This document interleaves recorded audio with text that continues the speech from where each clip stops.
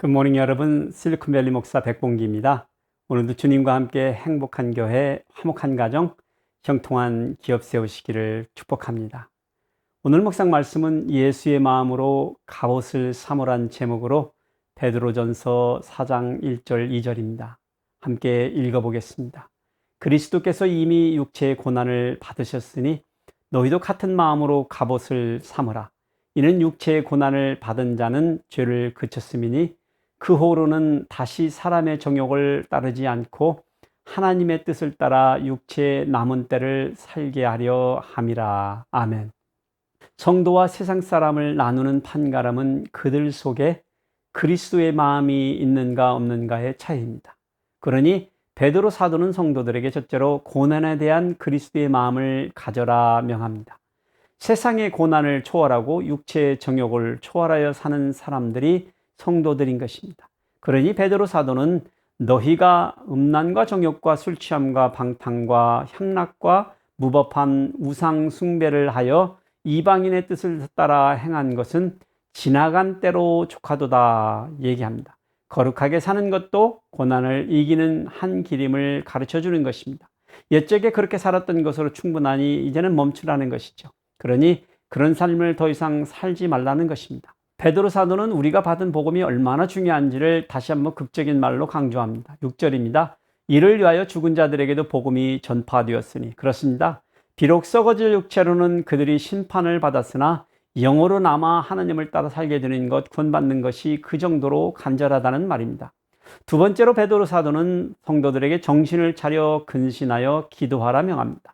베드로 사도는 만물의 마지막이 가까웠다 말합니다. 그것은 종말의 세대가 이르렀음을 말하는 것입니다. 그러니 성도는 더욱더 정신을 차리고 근신하여 기도하라는 것이죠. 여기에서 정신을 차리는 것과 근신하는 것은 거의 같은 말입니다. 종말의 때에는 무엇보다도 urgency가 필요합니다. 그래서 깨어 있어야 한다는 것이죠. 그런 의미에서 기도는 깨어 있는 가장 좋은 방법입니다. 지름길입니다. 세 번째로 서로 사랑하고 대접하고 봉사하라고 말했습니다. 여기서 중요한 단어는 서로입니다. 성도들 서로가 서로에게 누구인가를 깨닫고 그리하라는 것입니다. 성도는 서로에게 사랑해야 할 대상이며 대접해야 할 대상이며 봉사 베풀어야 할 대상입니다. 우리가 사랑할 때 우리 자신들의 허다한 죄를 덮습니다. 대접할 때 원망이 사라집니다. 봉사할 때 하나님의 힘이 드러납니다. 하나님의 영광이 드러납니다. 넷째로 불처럼 오는 고난을 오히려 즐거워하라 명합니다. 이것은 첫 번째와 같은 명령입니다. 그러니 반복적인 것을 통하여서 얼마나 중요한지를 강조하고 있는 것입니다. 성도가 당하는 고난은 하나님께서 사랑하시는 자들을 연단하시려고 허락하시는 것들입니다. 그러므로 성도는 그리스도의 고난에 동참할 수 있는 것에 대하여 도리어 기뻐하고 기꺼이 감수해야 한다는 것이죠. 성도가 그리스도의 이름으로 인하여 세상에서부터 치욕을 당하면 복 있는 자라는 것입니다. 하나님의 영이 우리 위에 계셔서 그것을 보고 계시고 기억하실 것입니다.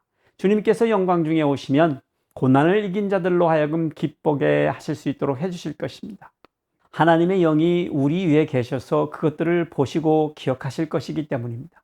주님께서 영광 중에 오시면 고난을 이긴 자들로 하여금 기뻐할 수 있도록 해주실 것입니다. 그렇습니다. 우리 주님께서도 고난을 손수 당하셨고 감수하셨습니다.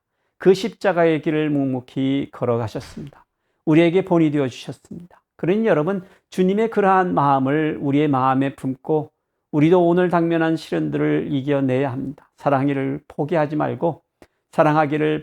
말고 바른 길을 걸으며 좌절하지 않고 대책 없는 내일이라고 기도를 멈추지 않고 오늘 하루도 주님 주신 마음을 품고 꼭 승리하시기를 축복합니다. 주님과 함께 행화영